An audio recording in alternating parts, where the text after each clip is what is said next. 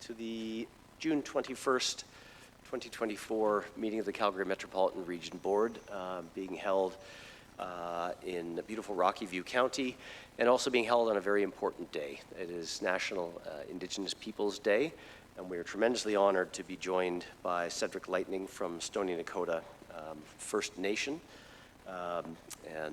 He's going to present us with an honor song. Cedric, I have a gift for you before you begin. I'll come down and present that to you. And then I believe we have a microphone for Cedric who's going to say a few words as well, but I'll come down and just present this to you.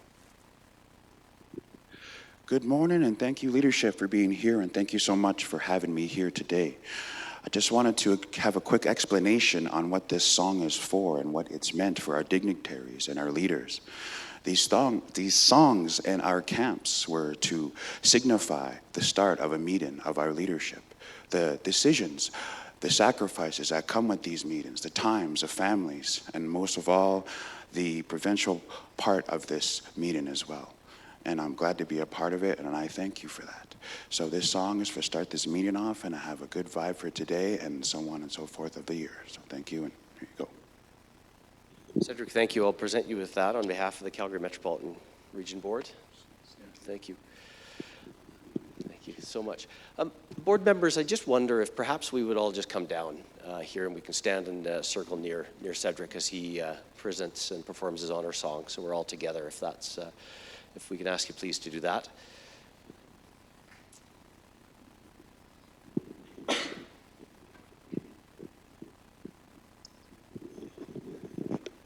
Yes, if I can have everyone here stand, please.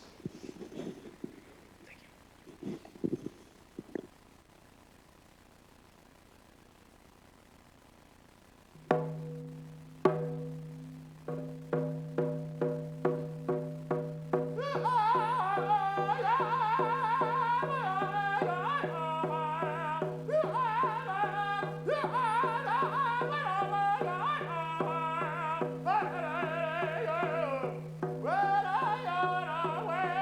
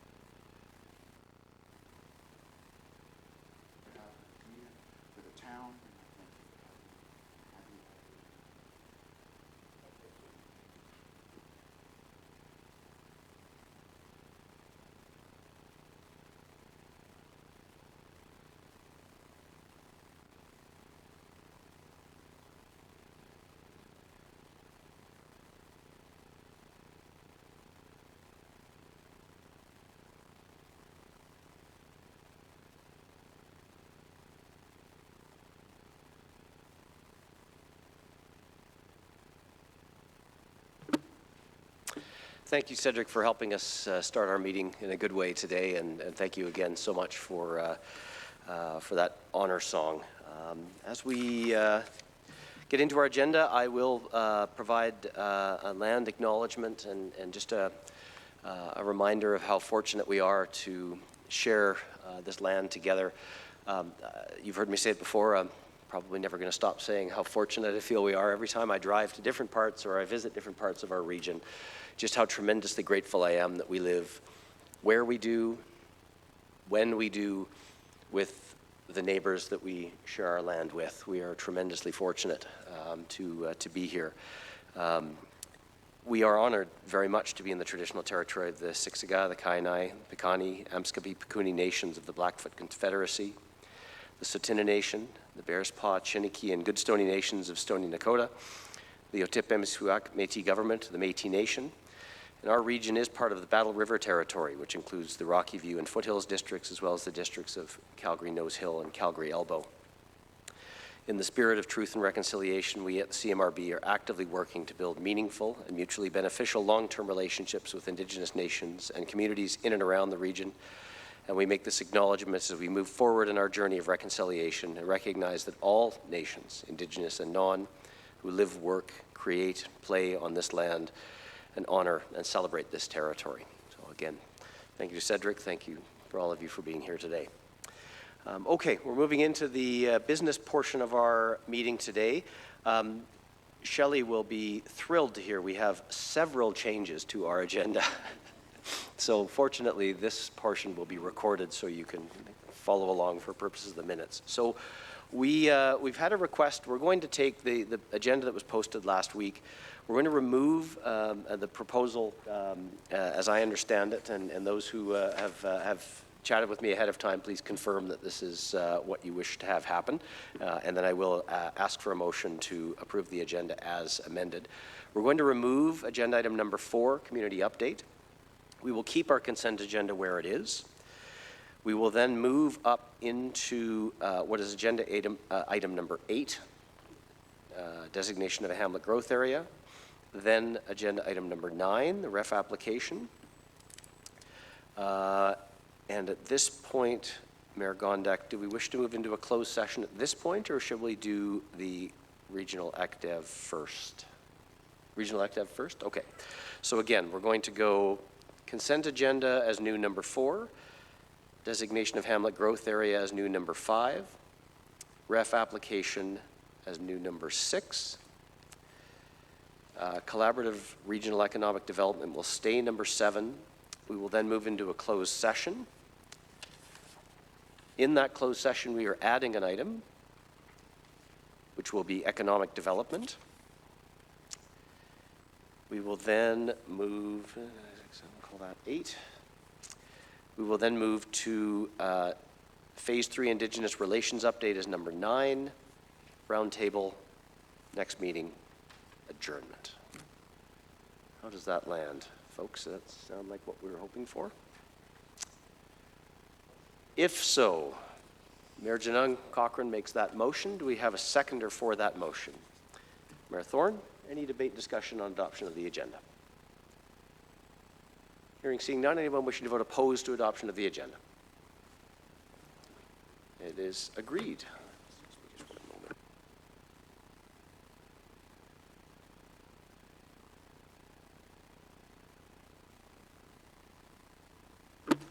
Perhaps the only thing not lovely about this part of the world is springtime allergies, so apologies. Okay, consent agenda. We have a number of items on the consent agenda. Minutes from our previous meeting on 26th April 2024, the Q1 actuals for 2024, an update on board strategic initiatives, an update on CMRB drought response, CMRB member per diem expense policy amendment, which was approved by governance, the board chair selection and contingency policy, the chief officer disclosure, and our biennial report. Are there anyone wish to move any of those items to the full agenda for discussion? Mayor Thorne. Okay. Oh, sorry, we're not. There we go. You should be on now. There. Yeah. All right.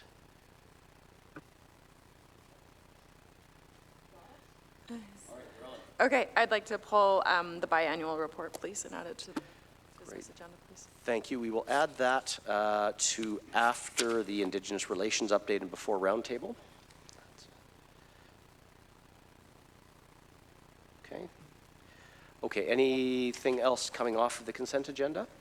If none, may I have a motion, please, to adopt the consent agenda? Mayor Thorne, thank you. Do we have a second? Mayor Brown, thank you. Any debate on that?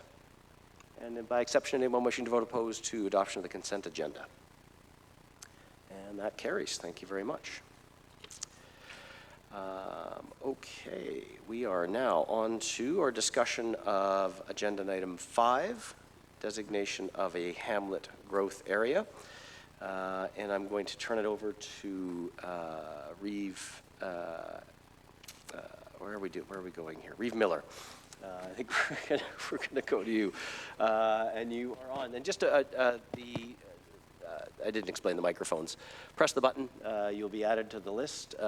If it is flashing, you're next. If it's solid, you're somewhere further down the line. Michelle is going to be deciding who gets to actually speak, so we'll work together on that, and hopefully we'll get through this. So, Reeve Miller, go ahead. Good morning, board members. We are requesting support of the designation of a hamlet growth area in Foothills County. You can see this motion on your agenda on the top of page 101. As you can see in our proposed motion, we are requesting that the board acknowledge and allow the exception to the growth plan in policy 3.1.8.5A and E, as the hamlet growth area we are requesting is located closer than recommended 2 kilometers of the City of Calgary boundary and is slightly larger than the 640 acres suggested. In your agenda, you will see that we have provided a presentation and a staff report. In our submission, we have outlined our request, the reasons why we have chosen the boundary we have chosen, and how it meets with all the requirements of the growth plan, except for 2 subsections of 3.1.8.5. I can appreciate that not all our board members are familiar with this area in Foothills County, and our staff are ready to provide a presentation which outlines our request, if the board feels it would be helpful. I would request that we allow our staff to answer any questions of a technical nature that the board members may have. Also, if there is process questions, then I would request the CMRB administration be able to answer those types of questions. So if there is an appetite from the board to see a presentation on this request, or are the materials in the agenda satisfactory for your consideration of this item? Thank you, Mr. Chair. All right, thank you, Reeve Miller. We will just go then to questions, if anyone has any questions, or any further discussion on this. Obviously, we'll open up the floor, so you can just press the button and your name will be added to the queue, and we'll take that in order.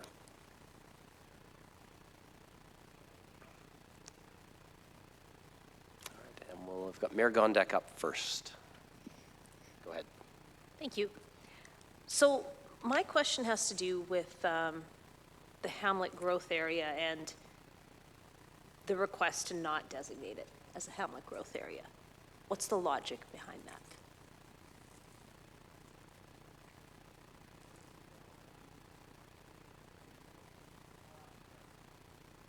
that? I do believe we are requesting to designate it as a hamlet growth area. Thank you.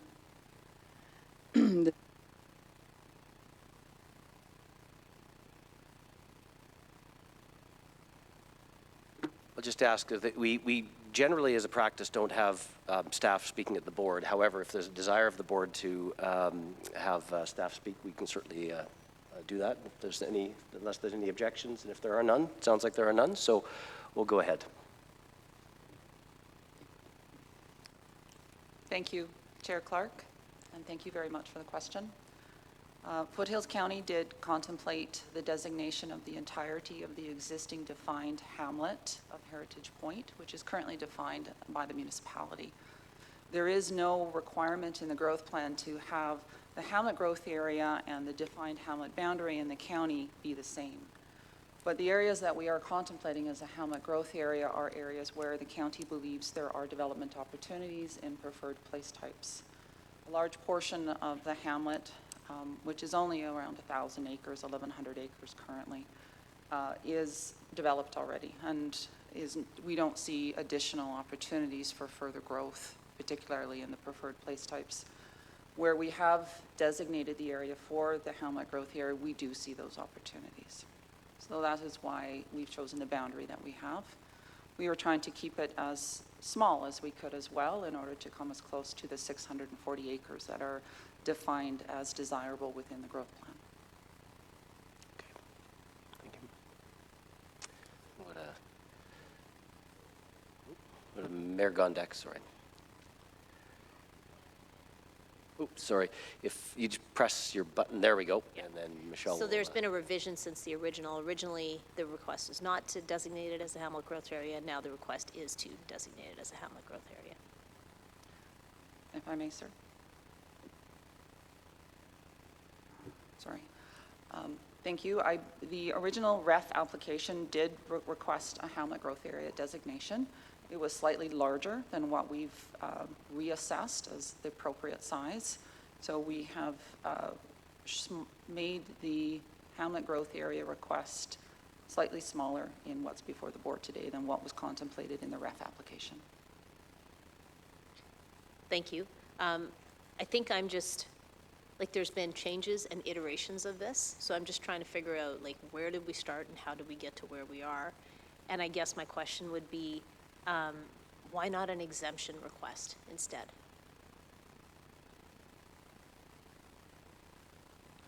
We are making an exemption request. That is what's before the board today. There is no REF application process to define a hamlet growth area, and I'll defer to CMRB administration to help us understand the process that got us before we are today. As this is not a REF application, there is no area structure plan associated with making a hamlet growth area a boundary. We, as understood it, is a request to the board for consideration, and this request does require the board acknowledge exemptions to two sub-districts of the policy. That would be that 3.1.8.5A and E. These exemptions are to the distance from an urban boundary of less than 2 kilometers, and of the size suggestion, which was 640, we are requesting an exemption to that size.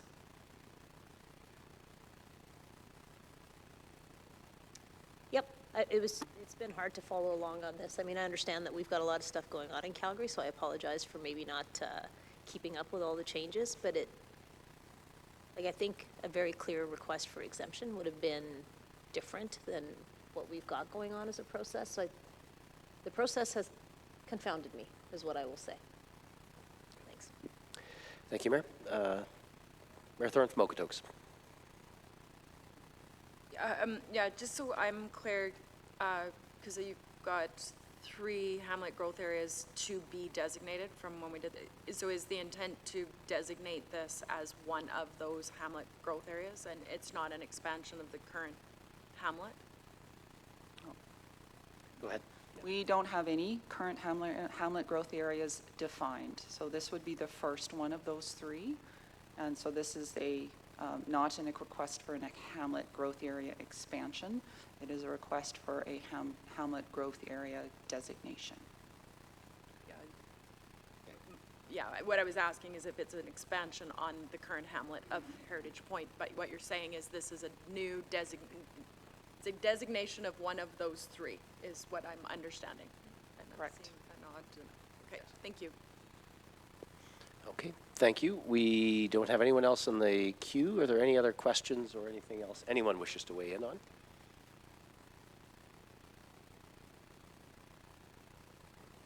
Are we ready for the motion then? Oh, and did you want to, Mayor Thorne? Do you want to go ahead? Okay. Go ahead, yeah. Reeve Kissel. Just quick question. So some of the things that was laid out in the hamlet growth area was around the transportation network and the planned interchange. Do we have a timing? Do you have any timing from transportation of when the planned interchange would be? Go ahead. Mayor Thorne, the interchange on McLeod Trail and Dunbow Road has been on the books for a long time. Foothills County paid for a set of lights to be located on that intersection, understanding it would be quite some time, likely until the city of Calgary annexes down to that intersection and develops those lands to urban standards and densities on the west side of McLeod Trail. But the province has not indicated any timeline beyond when growth occurs, likely on the west side of that intersection, as the lights are managing the traffic at this time. Okay, and then, may I continue? Go ahead. Yep. Just a couple of things, I guess, in the presentation around some of the language, I guess, where it says, particularly under policy 3.1.85 of the growth plan, is that the proposed hamlet growth area could develop in preferred place types. I guess my concern about the could development is because it has to still comply with the growth plan. So, and there's a few places around there where the language is it could do it, but my understanding, and maybe this is a question for CMRB and not actually for Foothills County, is that in a hamlet growth area, we still have to comply with the intent of the growth plan and the requirements of the growth plan. So yes, a question to CMRB admin. I'll have this to go to Chief Officer if we can, please.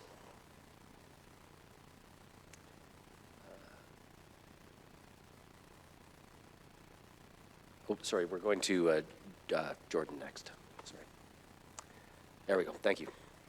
So I'll look at Lisa and make sure she's nodding along that I'm saying the correct things. But yes, Mayor Thorne, so hamlet growth areas are required to comply with all of the policies laid out for hamlet growth areas, which is certain percentages of preferred place types within the hamlet growth area has to be serviced, it has to have a main street or the opportunity to develop a main street, all those things that are laid out in the plan, it still has to comply with that, yes. Oops, back to Mayor Thorne. Oh, sorry, we're just we had to bounce back and forth here a little bit. So there we go. You're up. The delay, I have to get Yeah. used to. When it turns red, you're on. So. And this is more just around the process. So if we approve this as a hamlet growth area, does that then nullify the need for us to talk about the ref?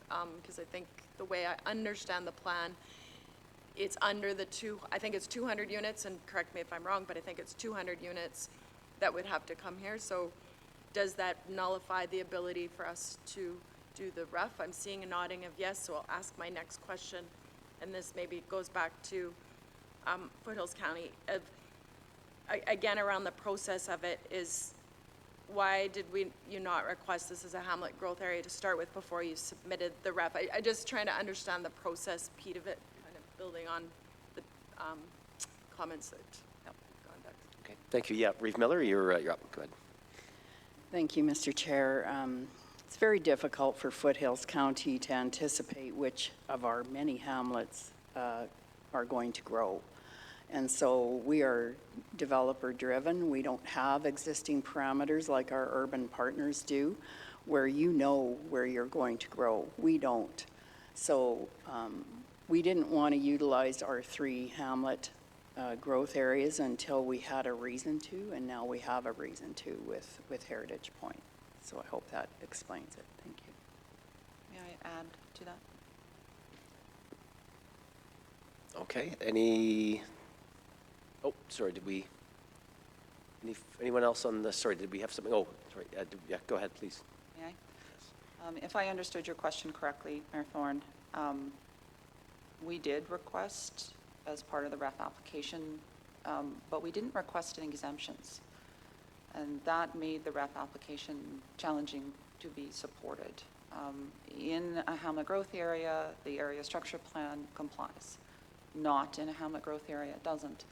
So without requesting the appropriate exemptions in the REF application, the process fell apart quite badly. With us requesting the appropriate exemptions, with the board acknowledging those exemptions, we would be withdrawing the REF application on the floor due to the fact that it's under 200 units, would be in a preferred growth area, and it would meet the requirements of the growth plan. And back to Mayor Thorne. Thank you very much for that clarification. Appreciate that. Okay. All right. Any other questions or discussion on this? And we've got Reeve Kissel. No, actually, I was going to make a motion if we have no other questions, but are there any other questions from the board? One more. Mayor Gondek. What can we do to make the process better and smoother and less confusing? I think that's a CMRB question. That is a good question. That's something I've reflecting on a little bit. I'll kick it over to Jordan, perhaps to share your thoughts. So something that staff has discussed as we've gone through this process is coming back to TAG with suggested amendments to the REF interpretation guide. That interpretation guide is wholly within the remit of the board. It doesn't require approval from the minister. And so it can just make things a little more clear. This is the first time that we've had this happen. And so the first time's always maybe a little bumpy. But as has been noted, it's, kind of come through a bit of a unique process to get to this point. And yeah, I think that staff would be happy to go away and kind of put some more, say, clear language around how this happened in the future, because it just gives us the ability to streamline the process. And Mayor Gondek, you're back up. Go ahead. I'm just going to add, I think it might be important to make sure that the guidance and the support is offered when we're in situations like this, to make sure that the area structure plan is aligning with the growth plan. I think it would be better to have those conversations between CMRB and the municipalities up front, so we don't get into this kind of situation. I realize that it's on the municipality too to engage with CMRB and ask for that support, but maybe we just do it proactively. Thanks. Yeah, I guess from my spot, I think and I don't know if Jordan or anyone else wishes to weigh in, you're certainly not required to. I think a lot of those conversations have happened, and I think this is, some of this I think is included already in the REF interpretation guide, and there is a process in REF to ask for an exemption, I think, which I think we're learning in this case would have been cleaner. And having said that, I think, well, obviously pending a vote of the board, we'll end up where we end up. And then I think, as Jordan said, we can be even more explicit in the REF interpretation guide. But yeah, that's been my observations. There have been a number of those conversations between staff in the background. And I don't know if there's anything else you guys want to add. You certainly don't have to, but that's been my observation. No, okay. But good question. And I think we'll definitely make sure that this is captured fairly specifically under the REF interpretation guide. So, thank you. Okay, Reeve Kissel. Thank you. So if there's nobody else wanting to speak, I'd like to move the motion if we can get it up on the board. And so just a couple things before I read that motion in is if we don't put it on the board, I have it in front of me, it's fine. So if we're talking about hamlets and there's a 640-acre criteria in keeping the areas small, I would just like to share with you, Langdon is 2,340 acres, and Harmony is 1,750. So we kind of have set out a rule that doesn't really fit, actually, to what's going on in the region. And so the other thing is that it actually contradicts the rationale behind regional growth, which is to increase density. So on one hand, you're saying we need to increase density. On the other hand, you're saying, but don't build too close. Build it small, but don't build it big. So we seem to be kind of in the middle. And so I am going to read this motion in, and I'm doing it specifically for a reason. I think it's important that we, as a board, have to keep an open mind as to how things look. And Rocky View doesn't look like anybody but Rocky View. And are we saying no to just stop development?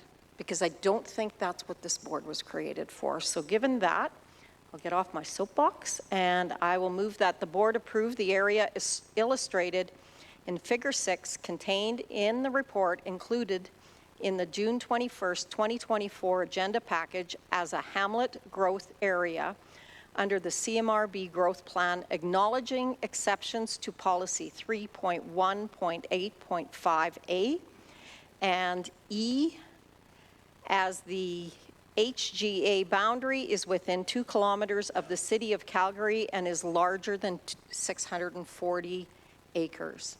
Thank you. Thank you. Do we have a second on that? Second, Mayor Brown, Mayor Dree? Okay. Any further discussion on that motion? If not, I will ask for a vote on that motion. Show of hands, all those in favor? Any opposed? None. And note High River and Chestermere being absent by the regulation vote in favor. That motion passes unanimously. Great. Thank you very much. Now, Reeve Miller, you had foreshadowed what may be coming next. So we will go to Reeve Miller from Foothills County. Go ahead. Thank you. Thank you, Mr. Chair. So with that, I would make a motion to withdraw item 6, ref application 2024/2 Foothills County for everyone's consideration. All right. Do we have a second for that motion? Mayor Janung from Cochrane. Thank you. Any debate or discussion on that? If none, I will ask for a vote. All those in favor? Any opposed? None opposed. Again, Chestermere and High River vote in favor. That passes also unanimously. Thank you very much for that. Okay, we are on now to a discussion of collaborative regional economic development. We have a team of folks here who are going to come and present to us. If I believe you're sitting up front there, if you can come, please join, and there hopefully is enough room. If not, we'll create it for you. And once you sit down and get situated, I'll ask you to introduce yourselves. And all right, if we can turn on those presenter microphones. I don't know if we can do more than one at a time, Michelle.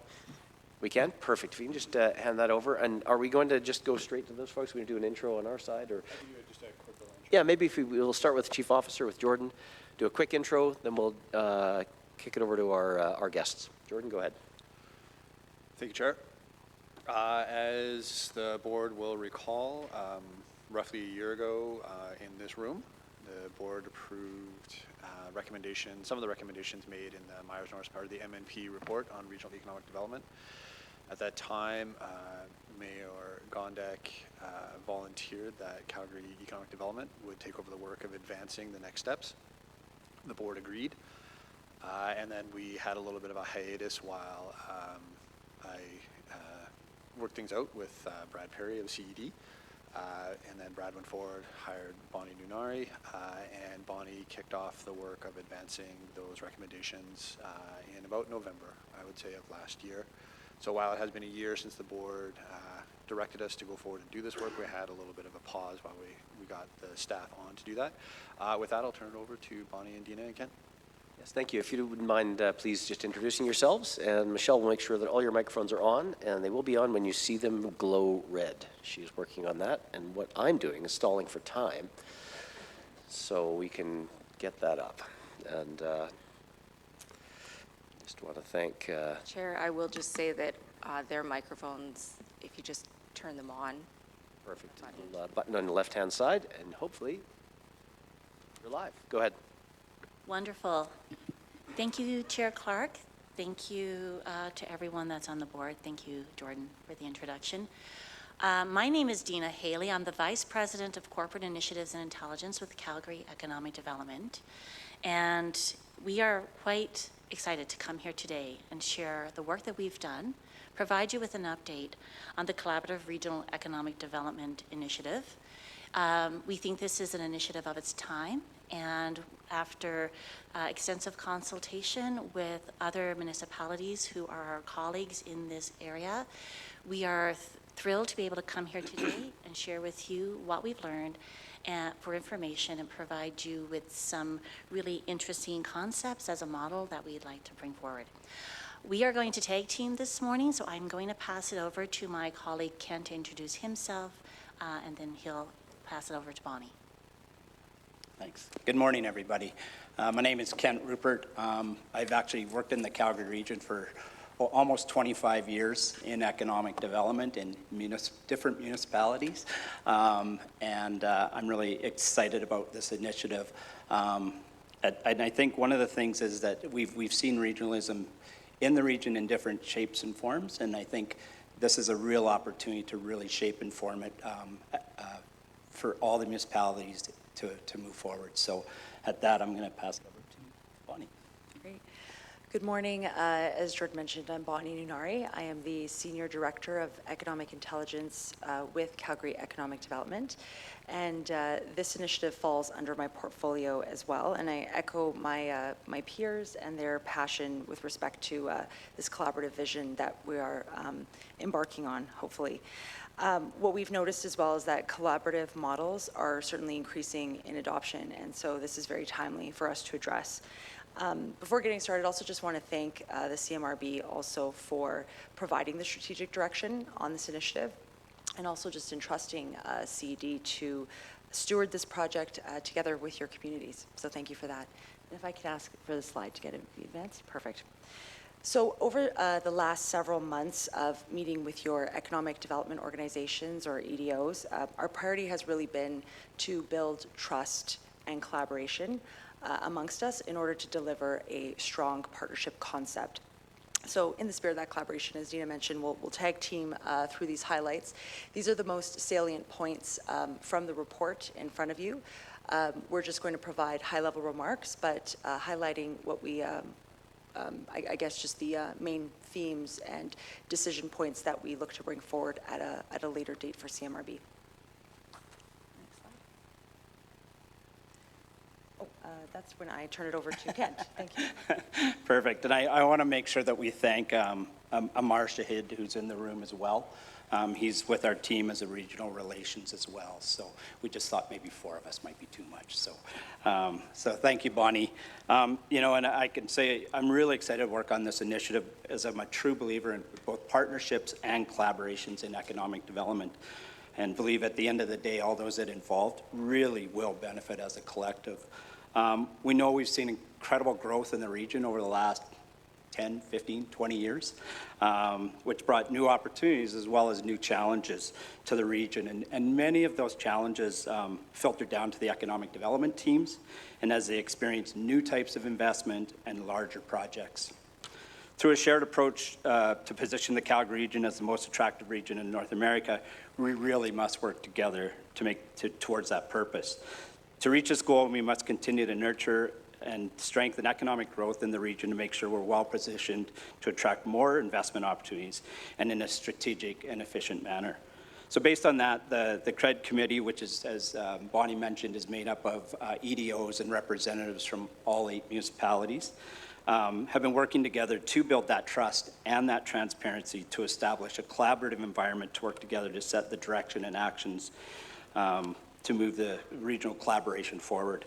And I can tell you, certainly at our last meeting, it was really exciting because there was general excitement and optimism from everybody in the room on the direction that we're moving this project. And that's really exciting to see.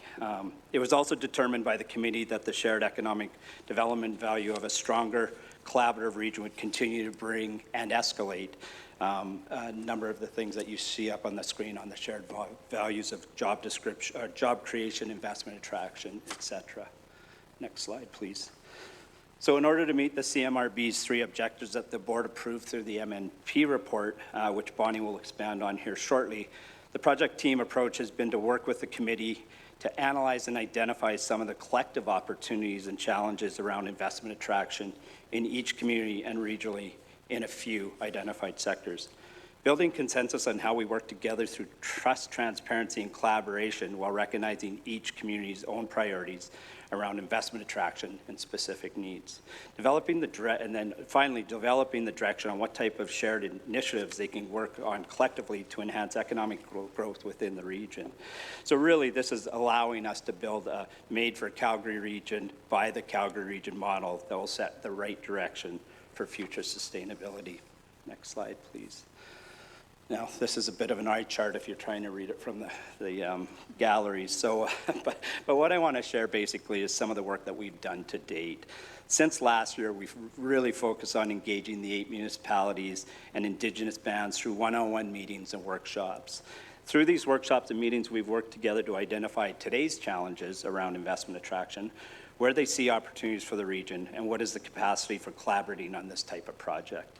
As we know, there's a wide range of resources and capacity in all the participating communities of the CMRB.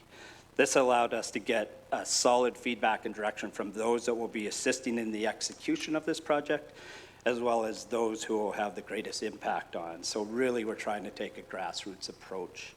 The project team's been able to engage the regional partners and involve them in a number of current initiatives that CED is working on that have a regional focus and perspective, specifically around workforce and agribusiness to date. I hope this gives you a brief overview of some of the activities and work the project team and committee have completed to date to move regional collaboration forward. And at this time, I want to pass it over to Bonnie to talk about some of the more specific successes we've had to date around the goals identified. Thanks. Next slide, please. So given that the board's last point of reference was the M&P report, we've structured our updates to align with the recommendations as you would have last seen them. But bearing in mind that we are prioritizing some of these recommendations and still others are under exploration, and there's always the possibility that some may not advance as they could potentially be out of scope. The other thing to mention as we approached these recommendations is the lens that we applied as economic developers when embarking on structuring this vision. We look at economic development in terms of how we can enhance investment attraction. And with this new initiative and new concept, we are extending that thought into beyond our borders and looking at shared economic prosperity across the region. So that's what kind of drove us. Our first main priority as a group coming together was, well, unless we know what regionally significant opportunities are, we can't really build a model or know how to pay for it.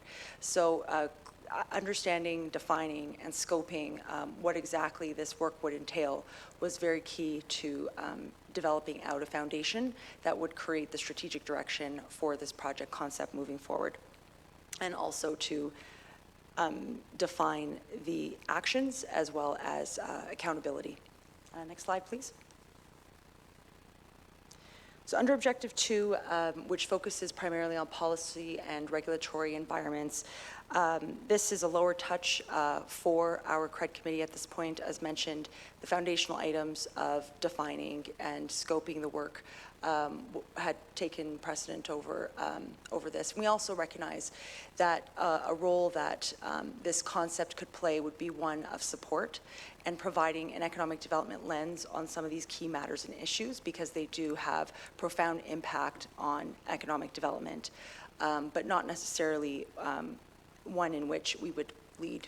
We would support CMRB in those endeavors. Next slide, please. So here, this outlines really, since CED began stewarding this project, the mission, as Kent had noted, was really to engage municipalities throughout the entire decision-making process. So that involved workshops, as you saw on our roadmap, surveys for feedback, engaging in workshops and sessions on key sectoral matters or studies under development as well. And we are honestly very, very pleased with the high level of engagement we have seen from each partner community. And I think it's noteworthy to mention that in our environmental scans with other regional economic collaborative networks that we've seen elsewhere, it's taken at least on average about 2 to 3 years even to create definitions and scope terms of reference. So I think that everyone is committed to seeing through a vision collectively. Kent also noted the invitations that we have extended to Indigenous communities to invite them to learn about this opportunity and find ways in which we can establish meaningful partnership through this initiative as well. And then I could speak to some of these other points. Maybe the one that I will highlight here is 3C as well. This was a big ticket item. I know it was an important ask to develop out a regional certified site program. When we began exploring this work very early on last year, we did note and identify that the Government of Alberta was going to be launching a very similar site selector tool, which they have in the spring of this year. And it has provided comprehensive access to information that we were looking to capture in a similar tool. We are in discussions with them on potentially developing a phase 2, which could include certification. So I thought that was noteworthy, and I could speak to the other two in the following slides. Next, please. Yeah. So again, that was just a quick snapshot of how we've explored the recommendations, and essentially what follows is what we've concluded. So, essentially, if we're working together to attract regionally significant opportunities, we know that for an opportunity to provide meaningful value to the region, it needs to, first and foremost, stimulate economic growth. And in order to do that, we need to encourage innovation and invite new opportunities. That requires us to attract and retain skilled workforce because we will be creating new jobs. And of course, we'll need to help identify and fulfill supply chain gaps. And if done right, that would allow us to capitalize on regional strengths. And of course, all along, working together with the CMRB, with municipalities, to understand where we might have barriers to investment, which we could resolve through regulatory and policy supports. So that essentially is the criteria that we've applied to the definition of regionally significant opportunities. And maybe if we could go to the next slide. So if an opportunity is significant and checks all of those 6 boxes, we strongly believe that it'll have a ripple effect across the region. Even if such an opportunity were to land in one community, it will bring substantial benefit to others as well. With that in mind, and considering the scope that we've applied to regionally significant opportunities, we then focused and directed our attention to, well, what does that work look like? What are those opportunities of scale? Our recommendation to the CRED committee was to focus in on these key sectors. So agriculture, agribusiness, supply chain logistics or transportation logistics, and advanced manufacturing. And the rationale behind that is really because we see a lot of interconnectivity as well as interdependence in the success of these 3 industry sectors. Of course, if you develop out and build a strong transportation and logistics network, it's going to support advanced manufacturing, it's going to support the movement of goods for agriculture, and it's very cyclical in that respect. So we see a lot of opportunity there. I will note, because this was mentioned in the in our committee conversations as well, that the MNP report did identify other sectors as well. I know creative industry as well as tourism are strong economic drivers for the region as well. But what we've identified and what we've heard from communities is they feel very well supported in the current mechanisms and supports in place for that work. So, Travel Alberta, Tourism Alberta, even our own film office have been very hands-on with supporting communities directly with attracting and facilitating those opportunities. We also see that industry as more of a short-term opportunity, and we're looking at large-scale anchor opportunities. Next slide. Oh, actually, the other thing to mention there, which I think is critical, is that those 3 sectors also align with provincial and federal levels of support, which allow us to capitalize on existing funding mechanisms. Sorry, now you can go to the next slide. Thank you. So, created definitions, scoped out focus areas. Now we really want to get into what are the actions, what are the activities that we're looking to undertake that will allow us to mobilize this vision. What you see here, these 4 markers are really what we consider as investment attraction enablers. We absolutely need research and analysis on the region, for the region, but also beyond the region to understand the future economy and what industry trends may dictate with respect to growth that we need to prepare ourselves for. There is a huge interest from all of our committee members to advance collective and centralization of data and research in order to strengthen regional investment attraction strategy. So what you see that's highlighted, those are first priority. So the feedback that we've received on some of these enabling activities, this is what was noted by our committee as high priority. In addition to research and analysis, marketing promotion is also a primary requirement. We still, are in need of enhancing perspectives, international perspectives about the Calgary region. We still do carry a bit of a brand around oil and gas. Our target markets still see that first and foremost. And we would like to build out brand awareness while still respecting individual community brands as well. Investor support, that's really twofold. We see investor support as potential funding programs that we could activate. And that could mean something similar to the Opportunity Calgary Investment Fund. It could mean working with industry to establish corporate or industry challenges. It could also mean a region investing in an opportunity in another region. We're seeing a large amount of investors interested in partnering with government in that way and interested in also providing some equity towards those opportunities. We also see investor support in terms of centralizing processes. I cannot stress enough how coordination is a key determining factor in an investor's decision. Being able to seamlessly, through governments, through municipalities, provide support has been part of the process. And as my time as regional director with the federal agency Invest in Canada, we delivered a Team Alberta approach. And with multinationals that we've worked with, multiple, they have said never anywhere else in the world have we seen this level of coordination before. So I think this is certainly something we can carry forward, and we definitely have the passion from the communities to enhance that. Hub program development, we see this in terms of developing programs to support workforce attraction, but we're also exploring ways in which we can develop innovation hubs or networks across the region to support industry development as well. I think now I turn it over to Dina. Great, thank you. If we could go to the next slide, please. So when starting a new initiative, what we've learned over the years and in consultation with our colleagues across the region is that it's difficult to put a pin in it and say this project or this approach will have ultimate success. As such, what's been proposed to our colleagues across the region and what we're bringing forward to you today is a two-phase process for how we would set up our partnership with them. The first phase would be a pilot, a secretariat that would be hosted inside another economic development organization, but focused primarily on the region and the municipalities themselves. We have experience with this already in some programs that we're running at Calgary Economic Development.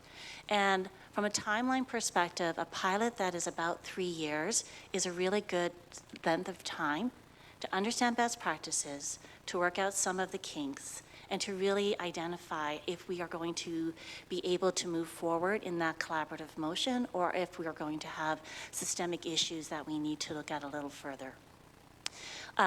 The reason we put up 3 to 5 years for a secretariat model was because some of those really large projects that were referenced from the sectors that Bonnie mentioned, some of those do take a little bit of time for us to land. So we wanted to give ourselves some time to anticipate that a very large distribution center or a very large manufacturer may take some time when we're out in market on trade missions to convince them to come to the region and then to help from a concierge perspective, help them identify which of the municipalities they would want to land in, and then provide some aftercare support as part of the investment attraction process. When we look at this model as well, and as we go through a 3 to 5 year period, partway through that, we would also be looking at what would be a more sustainable and long-term approach. And so a phase 2 model of this collaboration could be a continuation of a secretariat model, or it could be a public-private partnership where we bring industry into the table. We've looked at other jurisdictions and found that some jurisdictions find that to be quite profitable for them and quite advantageous. It may be a hybrid, a blend of all of it. One thing that we have identified as part of this secretariat, or even as a phase 2, are some of the functional pieces that you see listed in the middle of this slide. We know we need leadership, we need administration, marketing, and so forth. Those do not necessarily equate to people. It's not a one-to-one. These are just the services that need to be undertaken in order for this approach to have success. Next slide, please.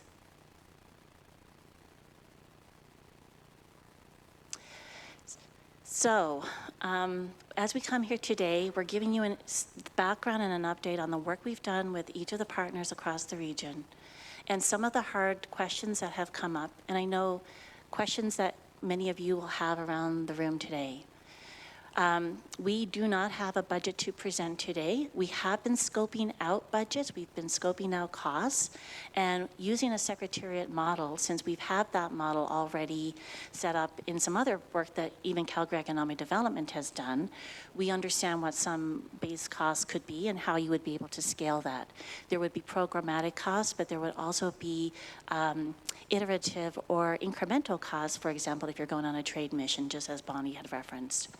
So what we are exploring currently as far as a budgeting and program costing would be concerned is that there would be some level of base funding that we feel should come from each one of the municipalities to the degree that they feel that they are able to get the highest ROI out of this partnership.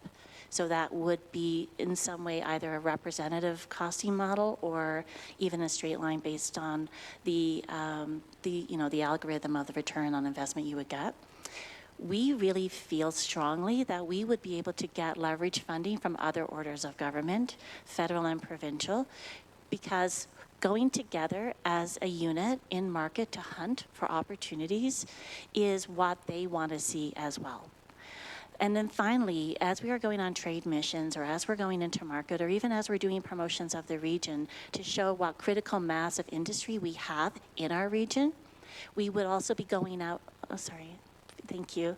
We'd also be going out to companies and industry and asking them to either come with us in market or to just be able to help support us and provide testimonials of how they have found working in this region to have benefited them and to have the highest productivity that they can have. With respect to the model, there are near-term and more longer-term outcomes for this. The near term is, as Bonnie referenced, we would have research and analysis with respect to the assets in each one of our communities, with respect to GIS mapping of our region, with respect to the type of industry and talent base. And I can share with you that Calgary Economic Development is already doing some of this research. We were able to get some federal funding to start looking at this, but at a high level and not at a granular level. So some of the work we would do would be at a more granular level per community. That's a win right there. Each one of the communities would have pieces that they can bring back in-house that will help support not just investment attraction, but their everyday business retention and expansion initiatives. We would also be looking at, as Bonnie said, some other opportunities around program development. But quite honestly, this board and all of our communities are looking for action. So the very first thing that we need to do is be able to get out into market and collectively as a group, target the companies that would be the highest opportunities for our regions, and then go out, seek out those opportunities, present the opportunity to them as a region, and then work with them as they identify the best municipality that they would land inside of. Obviously, we referenced this earlier, but we did think this was important to bring back. Outcomes is going to be job creation. It's going to be increased investment into each one of our communities broadly. We are going to have a higher level of sector development if we work together as a collaborative force. And then we are going to expect an increase in property tax generation. And those are all very key pieces in why we would bring this together. Next slide, please. Over to Bonnie. I promise we're near the end. So this is, as part of the update, we honestly really value and appreciate your direction on the next steps. And hopefully this resonates for you in each of your communities. As mentioned, we feel as though we are developing consensus and strong rapport with our CRED committee. And we're hopefully going to be moving full steam ahead on moving forward the shared investment for shared benefit model, governance model, shared services project plan, and the partnership charter as well. Yep, that's the end. Sorry. Thanks. Thank you, Chair Clark. Thank you very much. Thank you all for that thorough presentation and the written report as well, which was also very detailed. So thank you very much for that work. I will turn to anyone on the board who has any questions they wish to share. We'll go with Reeve Kissel from Rocky View. Go ahead. Thank you. So I guess I'm going to look to my regional partners here, and thank you for the presentation. Lots of great information.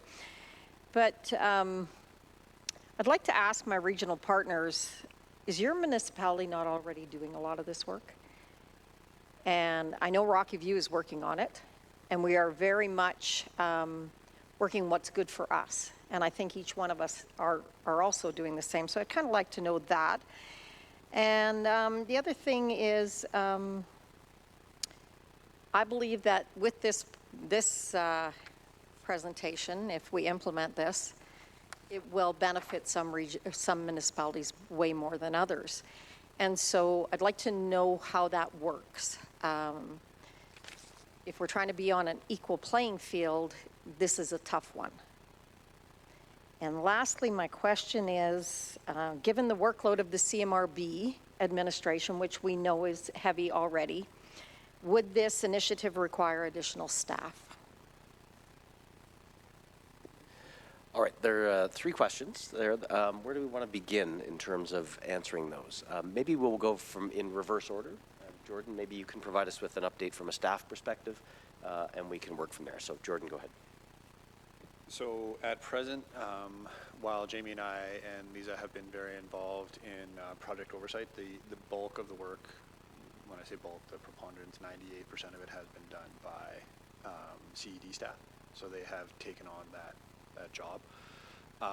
And the intent is, with the proposed governance model, is that it would not live within CMRB. It would be a adjacent regional collaboration. So if you think of CMRB as an incubator, the opportunity for the 8-member municipalities to collaborate, bring together the idea, agree on it, and then we kind of spin it out.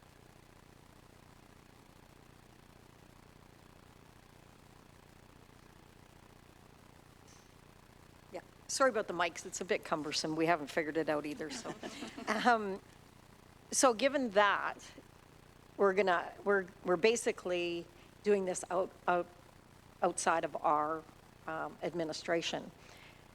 I still have a concern on cost to each municipality and benefit. Sorry. Back to Jordan. So that's fair. What is the ROI for collaboration? That's so not to speak on behalf of the ECDEV experts, but I think a couple things is every time we've been involved in the meeting, the folks that are involved in economic development have been pretty excited about the idea of collaboration. So like from your various municipalities and their administrations. Secondly, that is I would say the key point that it's turning on. But the idea of, so what are we going to collaborate on? How are we going to set it up? Is what drives the budget.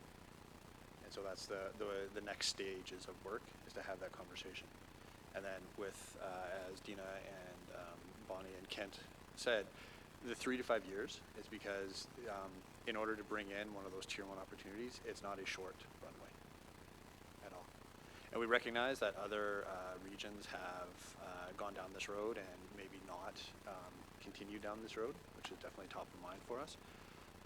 And so the idea of doing it as a pilot out of, and I forget what slide it's on, but as part of another economic development organization, so that you're saving cost on space, you're saving cost on IT, you're doing this in a way that allows it to scale up, as opposed to immediately jumping out and building a brand new thing, which comes with its own cost, its own risk, all that kind of ancillary services, those types of things.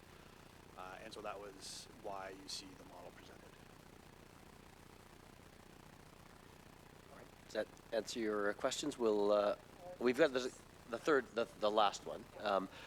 There's a question around what others are doing in other municipalities, and then sort of value and balancing all those. So those are sort of board discussion type questions. Is that a fair assessment? We have Reeve Miller from Foothills County as your virtual hand up. So we'll Thank you, Mr. Chair. So I do share some of the same concerns as Reeve Kissel with regard to some municipalities already having economic development in place. But I see this perhaps maybe as going more globally and not within the region for additional growth that maybe some of us don't have access to as maybe being a benefit.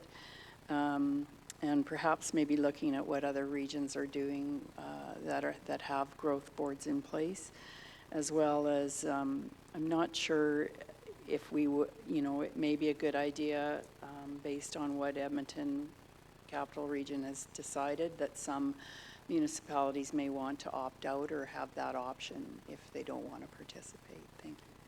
Yeah, that's a really essential point, I think. I mean, this is not a sort of a requirement, as I understand it. It's a coalition of the willing, if you will, to borrow a overused phrase.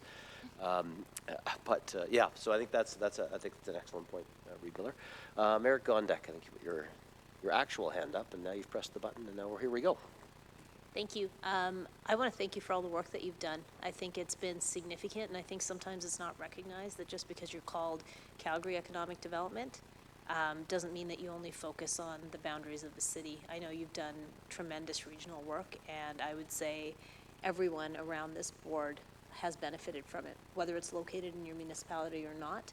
I think some of the major plays that have happened recently bode well for the future of our entire region.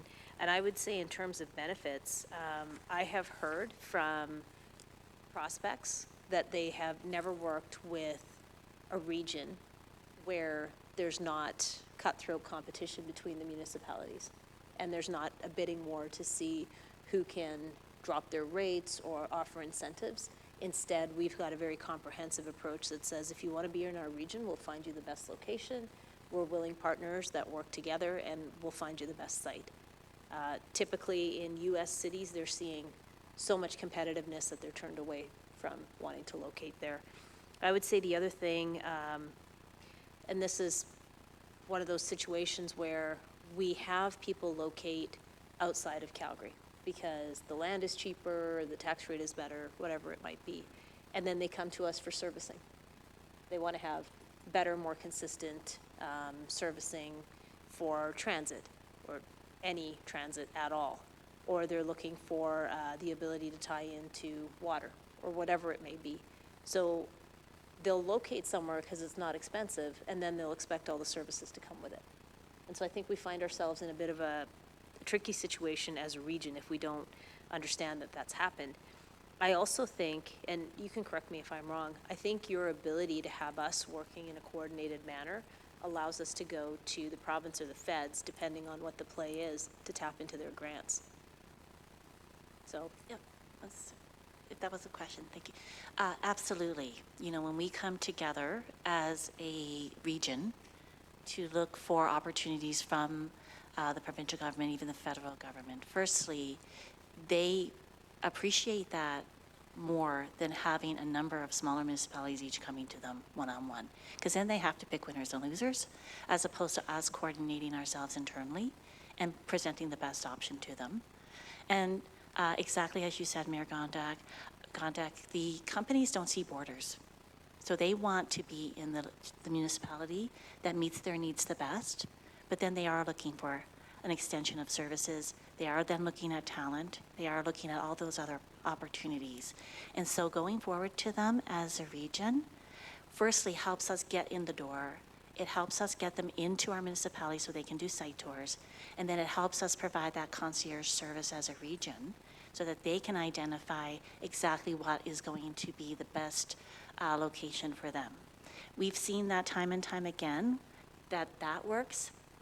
And we've also seen that jurisdictions where when there isn't that level of coordination, the companies just can't be bothered, and they'll just move on to another jurisdiction. And we're not saying within our region, they'll look at the US, they'll look at another part of Canada. So it really is putting us in a competitive position in the market globally, as has been referenced, for us to go out and say, come, let us provide you with a high-touch service and make it profitable for you. Once that one company lands inside of our region, I think what we also have to think about is that there will be other companies that want to come to our region and be part of what's happening here. They want to be close to that anchor that we want to secure, that anchor company. And then we have a number of startups in the region who are then able to sell their products and their technologies and innovations back to that anchor company. Thirdly, we then have an opportunity to reskill local talent across the region to be able to work both for that anchor company as well as others that are coming to be around that company, or others across Canada see what's happening here, they understand the momentum, and they move to our regions. And they're going to pick the community that best fits with the lifestyle that they want. It's not that they're going to just come in and locate directly next to that particular company. So there's so many additional benefits to coming together as a group, but getting out there in the beginning and coordinating our services and our resources so that we can at least get the opportunity in front of us, as opposed to them just saying we can't be bothered. Thank you. Okay, Mayor Gondik, you still, yeah, go ahead. Yeah, I would say one of the biggest places where we're seeing this in action would be the work that we're doing between Rocky View County and Calgary, on the east side of Calgary and Rocky View, where we're trying to create an economic corridor, strengthen our inland port in order to land some of those major anchor tenants. You know, we know that you've been working on these files, so I think there's a real life example of how leveraging the work of Calgary Economic Development can be good for the region. Thank you. Okay, thank you. Reeve Kissel, go ahead. Thank you. So I appreciate the conversation. It's always good to hear another perspective, and I just learned a lot, and I appreciate that. Thank you. Well, if this board is about anything, I think it's about that, so that's good. So, Mayor Thorne, go ahead. Thank you. Yeah, so to Reeve Kissel's comments or question, I will say, yes, Okotoks is doing some of our own economic development, but I would say that that piece is focused on growing our small business community and growing that piece from within. What I see about this opportunity is it's the bigger play, the bigger fish, the things that make the region attractive for those small little businesses that my ECDev team would be taking and looking after. The piece on this conversation, so thank you for your presentation. I thought it was really great. And I think kind of the areas of focus and the concept of this secretariat, I think, is an interesting way to walk our way into what this could be. But I think one of the questions that for me that I kind of seed a little bit is, and I'm going to pick it up a little bit on what Reeve Kissel kind of had in one of her questions, is so we get XYZ, Google North America, decides they're coming to this region. They decide to locate in wherever it is here. I think there's a piece there still that how do we go about sharing the benefits of that? So there's a cost to whichever municipality, there's a cost to put them there, but there's also a revenue side of that. So how do we as a region share in all of that element, right? So, because I think that is the one piece that when I take and look at other regions that are trying to do this, and even the underlining conversation of here, is we still have that bubble of, but I need to look after my own piece and my own advantages. So how do we keep that out of the conversation but find a way to share it? And I don't have the answers to that yet, but it's something that I think needs to be looked at by this group of how do we manage that so that we remove that need of it doesn't matter if Google North America, and I keep putting it out there because maybe that's, putting into the universe that that's what's going to happen, but, comes and decides to set up in Foothills County because that's where it makes the most sense. We're not internally fighting about, well, no, actually this piece of land works because actually it does make the most sense, but there's a piece that we're all sharing in, both on the expense side and the revenue side, because it's not just about the revenue from my perspective. So that's a piece of the conversation. I don't think it's for here today, but I do float a little bit with my colleagues that I think it's something we need to think about. And for me, it's about the bigger elements, right? Our Okotoks economic development's not going to go after that really big fish because it's beyond the resources that we potentially have. But I do want to be on the coattails, I'll say, of the resources that the city of Calgary can bring to that bigger piece, and contribute as whatever way we can to that, and use the value of the 1.5 million people we have in this region to make us as attractive as we already are, but make us even more competitive. So I said a lot there, but that for me is why I still see some benefit in this, and that I think there's still something to explore, and I think we can model something that isn't being necessarily modeled well elsewhere. I do think we have the ability to do that in this region. So that's for me. Thank you, Mayor Thorne. Just mindful of time here because we're a little bit constrained. So is it fair to say that that is one of the considerations actively under part of the next step? We have a head nod and a thumbs up. Yes. So We can is that provide satisfactory that that's something that we'll learn as we go here? And that's a very fair question. I think the shared cost and shared benefit needs to be there. Okay, good. Reeve Miller, we had you on the list. And then again, we'll go to Reeve Miller, and then we'll sort of do a quick time check and see where we are. Go ahead. Yeah, thank you, Mr. Chair. So thank you for your report. I found it very interesting, and I look at the comments from other members with regard to sharing, and I noted in your report that if one business comes, then other businesses follow, and I think everyone benefits as a region. But to try and share revenues or taxes is a difficult thing unless you're sharing services. So for us, we are never, we're always happy when our neighbors prosper because it means that we prosper along with them, and we recognize that, and I think we have to recognize that as a region as well. So if one of our urban partners gets a good business, then certainly housing and all those important things go with it. So that brings me to my emphasis on housing in the area, and we certainly need to step that up and make sure that we have enough housing for all these jobs that we want to attract to this area. Thank you. Thank you, Reeve. Mayor Janung, and then again, we do have a couple of other things we need to get to on the agenda, so I don't want to shortcut this conversation, and I want to get through to the next agenda item. So let's see if we can accomplish all of those things.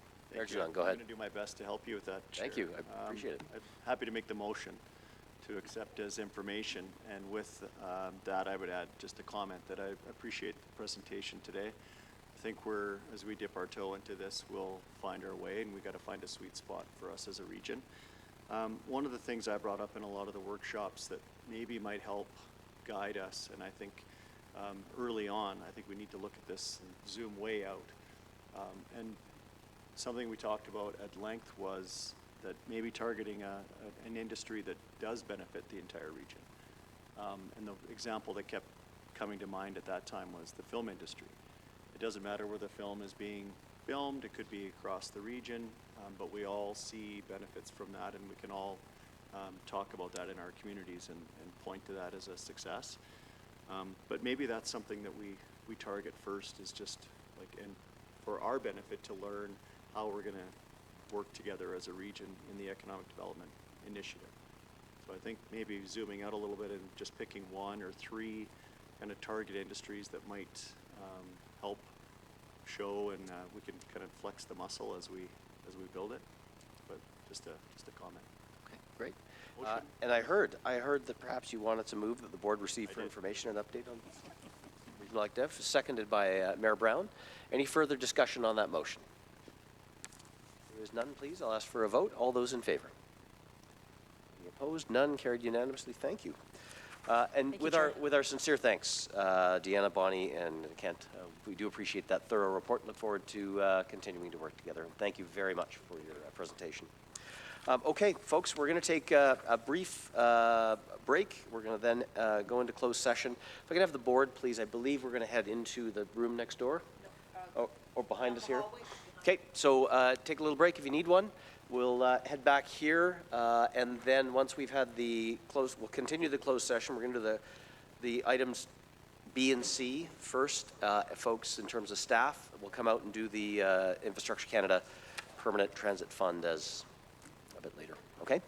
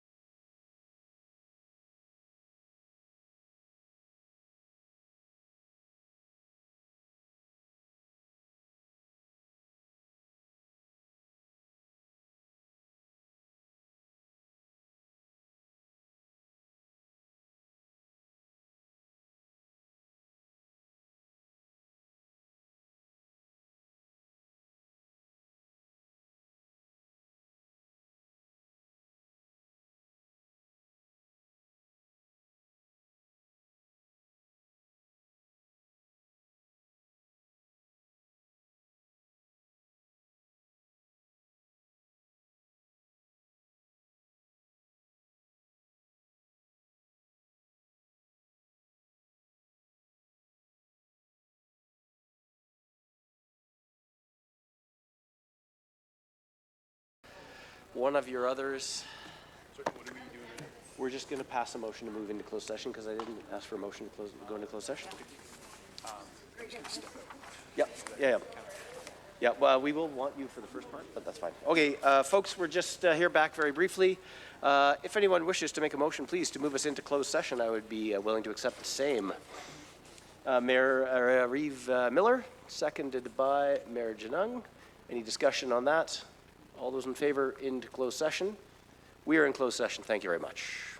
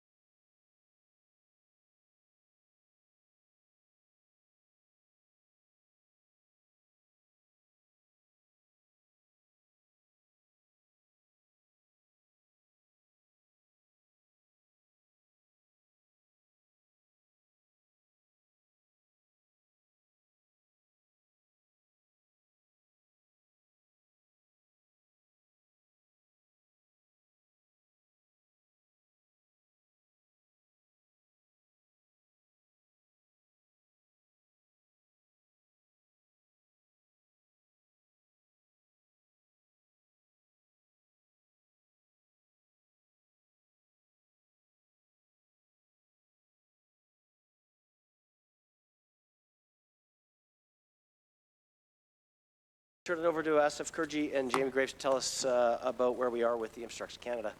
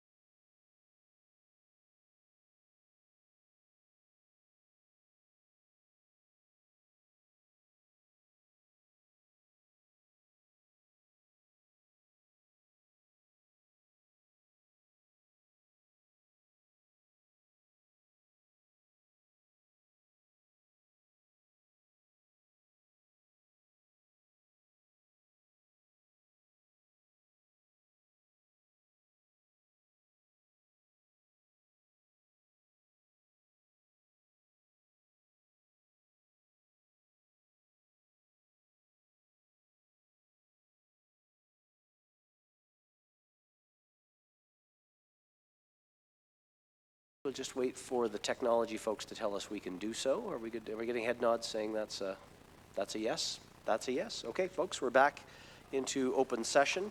I believe Mayor Brown has a motion he wishes to propose. Mayor Brown from Airdrie, go ahead. Thank you, Mr. Chair. My motion is that the board appoints hiring of Leaders International to conduct the the recruitment of a new chief officer, and further that the board endorse the opportunity profile for this CO role. And before I move, I just want to sincerely thank you, Jordan. We were really apprehensive to hire you at the time. I'm only kidding, of course. I had to say that. Anyway, what I appreciate about most of you is that you continue to evolve and grow in the role. So you were never stat pat. And lots of people I've worked with for a time that don't like change, they're apprehensive to those types of things, and you never showed that. You're always accessible, always operated with the highest of integrity and trust, and I just wanted to say on behalf of certainly the city of Airdrie, we really appreciated you, and we're going to sincerely miss you in this role. So thank you for all your efforts. With that, Mr. Chair, I yield back. Thanks. That is moved. Do we have a seconder? Mayor Janung, thank you very much. Any debate or discussion on that motion? And all those in favor? And none opposed? Unanimously, that carries. Thank you. And yeah, I'll just, and maybe we'll just pause here very briefly, and Jordan, as you move on into the next stage of your career, we really appreciate it. I've very much enjoyed working with you. It's been a pleasure, and I've learned a lot from you. I know we all have, and we will miss you. It'll be different, and we're just wishing you the very best with thanks. So appreciate it. And these meetings are held in public, so you're welcome to join us anytime. We expect you to be watching the live stream and sending in comments as we go. Anyway, okay. Yeah, I'm thinking you may actually do that. So, okay. All right. Moving on in the agenda now. We're on to agenda item number 9. Phase 3 Indigenous Relations update, Ann Harding from Forum Community Relations. And thank you so much for your patience in being here today, and in particular with the shifting agenda that's put you in this spot on our day today. But with that, we will turn it over to you for an update. Go ahead, Dan. No problem. Thank you, Chair Clark. And greetings, board members. So this is an update coming from the April board meeting. So at the April board meeting, we presented the Phase 3 Indigenous Relations Plan, which is the intention to cover the work of 2024-2025 under the policy directive to build and strengthen mutually beneficial and long-term relationships with Indigenous nations and communities in and around the region. So I won't go through the full deck in your package, but what I will say is sort of what we've done in between the April meeting and today. So the previous proposal that came forward, we had taken a similar approach to Phase 2, which was to name a whole lot of things that we could do and recognize that what we end up doing will ultimately be driven by where the interest is from the nations and communities that we're engaging with. The feedback that we had from the board in April was, hey, could you focus a little bit? Is kind of the way that I took that. And also, I think, recognize that since in the last 2 or 3 years, many of the member municipalities have advanced quite a bit in their own infrastructure and work in Indigenous relations. And so taking that into account as well in terms of what is the right role for the right time for the CMRB to be taking, recognizing that different municipalities are undergoing their own work and activities to different degrees. So we brought together and met with many of the administrative folks from the member municipalities to seek feedback on, well, what would really be the most helpful for us to focus on going forward. So a few things we learned from that conversation are that there is a different experience and different perspectives from member municipalities who have an in-house Indigenous relations resource So some have an Indigenous Relations office with many people, some have a single resource, some have a few different people in their organization with that as part of their accountability, and some don't have any in-house resources at all. And so we learned there's a very different interest in what the CMRB might be able to provide depending on the in-house resources that they have. But what we learned is that everybody is interested in learning. So this sort of Indigenous engagement from a municipal perspective is new. Like, that's new for all municipalities in the last 5-10 years. And so there is a really strong interest in the CMRB taking a convening role to learn together, to share, hey, what are you doing? What are we doing? We tried this last year. Here's what worked really well. Here's what we wish we'd done differently, and really learn from each other. So creating that space and bringing people together from municipalities to learn from each other is of interest. We also learned that, or heard, that municipalities want to build your own relationships with nations. So some of the activities that had the CMRB continuing to seek to advance a CMRB to Siksika Nation relationship, for example, you've now seen at a lower priority, because we've heard from municipalities, hey, we'd like you to maybe make an introduction, but then we want to take it from there and invest in those relationships in the size that feels right for us and in the way that feels right for us. So we've sort of deprioritized CMRB's role in maintaining those ongoing relationships, leaving that to the municipalities themselves to hold the government-to-government relationships. We also heard that we have framed the context of engagement with Indigenous nations and communities in and around the region. And that is intentionally open and fluid, recognizing the fluid context of rights recognition and different Indigenous interests in projects in the territory. So we had the advice from a member municipality to expand the outreach that we have previously had to include the Piikani Nation and the Kainai Nation. So those would be the other two nations in the Blackfoot Confederacy that are in Alberta, on whose territory the CMRB certainly is, but their geographic location of the reserve, those reserves, has been farther away from the region, so we didn't engage them at first. However, we do recognize those two nations have significant interests in the region, and so this new proposal recommends adding those to the outreach, sort of when we do outreach and invitations to engage. And then the last thing that we learned that I'll close with is just to have the CMRB not create a whole lot of new things, but really convene, connect what is already there, and amplify a lot of the work that's already being done. So really tying those threads together and helping to celebrate that work, maybe fill a few gaps of knowledge or resources where appropriate, but really not leading the work more as that support and convener role. So I will, pause for questions, I think. Okay. And thank you very much. We again appreciate your work on this important project.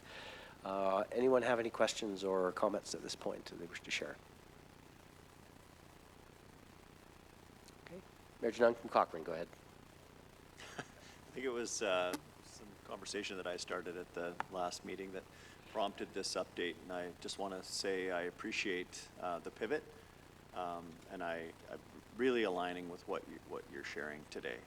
Thank you, Anne, for that pivot, and I think it will prove to be beneficial to all of us in the way that you're approaching it now. And not that it was totally wrong, I just think that we kind of need a custom fit for each of us, and I hear that's really what you heard, so thank you. Awesome. Thank you. I'm happy to make the motion. Okay, we'll go to Mayor Thorne, and then we'll see where we land. Mayor Thorne from Okotoks, go ahead. Yeah, nothing really to add, just thank you for adding Piikani and Kainai Nations. I know that was something that was key out of our organization, that they be included with the opportunity to engage, so thank you for doing that. Okay, good. Anyone else? Okay, I would invite a member, please, to move that the board receive for information. Oh, sorry, I'm reading the wrong one here because we moved things around. That the board receive an update on and approve the CMRB Indigenous Relations Plan. Anyone wish to make such a motion? Mayor Janung, thank you. Do we have a second? Reeve Kissel. Thank you. Any further discussion on that? And if there's none, we will take a vote, please. All those in favor? Any opposed? None. Carries unanimously. And again, thank you so much. We really appreciate it. Thank you. Okay, we're on now to the biennial report. Mayor Thorne had asked that we move that on to the full agenda for discussion. Perhaps I'll just turn to you, Mayor Thorne, if you have any comments or questions. Thank you, Mayor Janang. And Mayor Thorne from Okotoks, you have the floor. Okay, there we go. I was waiting for the red light. Yeah, nothing really to discuss. I just wanted to thank staff for the work that's been done to prepare this and highlight, just some of the key changes that were made. Like, we've done a lot, I think, in that year, and sometimes I think we forget how much good we have been doing and how we are getting stuff through the system. So I think it really highlights and shows how that happens, and I know there was some key changes or additions made to the report that came from suggestions from the governance committee, so appreciate seeing those added. So I just really wanted to thank staff. I know it takes a bit to get the report pulled together, and that sometimes we forget all the work we've done in a year and how successful we've been as a region to move work forward. So that is the reason I pulled it. So I have nothing else. Wonderful.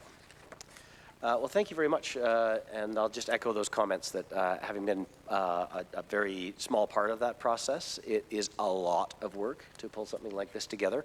Frankly, part of the rationale as to why we do it every 2 years now, and of course we're in constant contact with municipal affairs on the financial reporting every year, but the actual report, the biennial report. So I know you've all read it cover to cover, but I encourage you, we will not print copies, again, from a cost savings and environmental perspective, but electronic copies will be made available, distributed to all of you, and I certainly plan to share those out as widely as we can, because it does highlight a lot of the very good work that happens here at the region. So yes, thank you for those comments, and kudos again to staff. So I would invite, unless there's any further conversation or questions on that, a motion that the board approve the 2022-2023 biennial report. Mayor Thorne, thank you very much. Do we have a second? Mayor Brown, any further conversation? Hearing, seeing none. All those in favor? And carries unanimously. Okay, great. All right, so yes, go ahead. Point of, is quorum 4? I just can't remember. We're just getting to that state. I couldn't remember what a good question. I gather round. We have a discussion. My favorite topic. Oh, you know what? I don't know. You've left, so I think we should. You're still here. Do we give this to Jordan to explain the CMRB regulation and what it says in Section 5? Go ahead, Jordan. Yeah. The organization has no requirement for quorum. Oh. Because if you are not in your chair, you vote in favor. Yep. So yes, great.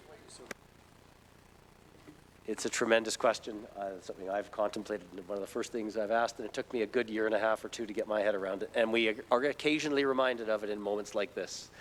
And in all sincerity, in practice, where we're, and we are dealing with material matters here, but we do try to, as we did today, shuffle the agenda when we want to have all the folks available to speak to things. So, Reeve Miller, did you have a, nope, are you good? Okay. Anyone else? Okay. Contemplating. Good. All right. Well, ironically, we are half an hour early for our finish. We've gone through all of our agenda items. We're now on round table. Anything anyone have they wish to share under round table? Mayor Thorne, go ahead. Yeah, sorry, I won't keep us long. So on our anniversary of our TP transfer from last year, this year we did a TP camp and Indigenous market in Okotoks. Indigenous market is the largest one that's been hosted in Western Canada. We had 8 TPs up for the TP camp, and we held our very first official council meeting in parallel with an Indigenous process in the TP this year. So it was pretty interesting process. We had a huge turnout from the community, and we did a joining of TPs so that community could actually sit in the TPs. So was a pretty cool situation. And yeah, it was, and in that meeting, we actually approved our Indigenous framework, or our path forward for Indigenous reconciliation. So that was the agenda item in the meeting. So yeah, it was a very impactful and emotional day to have done that. So I just wanted to share with the board that we have done that, and we will be doing something every year on that anniversary. I don't know what it'll be next year, but we will be doing something similar every year. Thank you very much. Thanks for that, Mayor Thorne. Anyone else have anything else under round table? Reeve Miller. From Sure. Go ahead. I'll share that Foothills County is celebrating our 70th year as a municipality this year. So. Congratulations.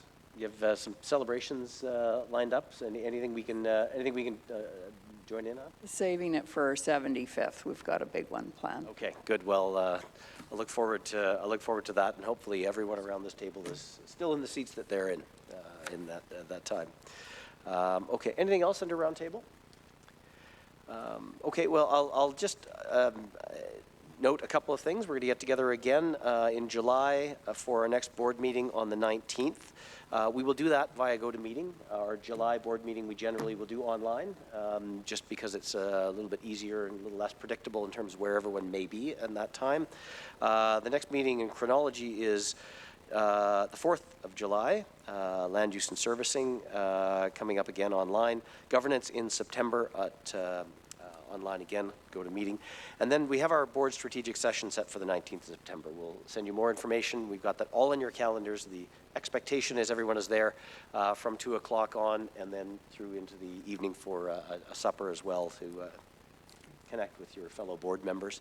And then maybe I'll just end, in the same spirit as we began, watching our regional partners step up to help one another. It's a bit of the conversation we were having just offline here. And each of you as municipal leaders responding to the crises that happen from time to time in your municipalities, and then watching your neighbors help you out, and just standing by and saying, what can we do? Where can we be helpful? It's really gratifying to see. So we wish Calgary the very best as they work through their water issues, and we know we've similarly dealt with other issues amongst the neighbors. And then finally, I'll just a sincere thank you to Michelle Minton and the staff, everyone here at Rocky View. We love all that you do when you host us, and thank you so much. It isn't easy dealing with us, so thank you for your grace in doing so. And unless there's anything further, I will invite, or will note that the agenda being exhausted, meeting is adjourned. Thank you all.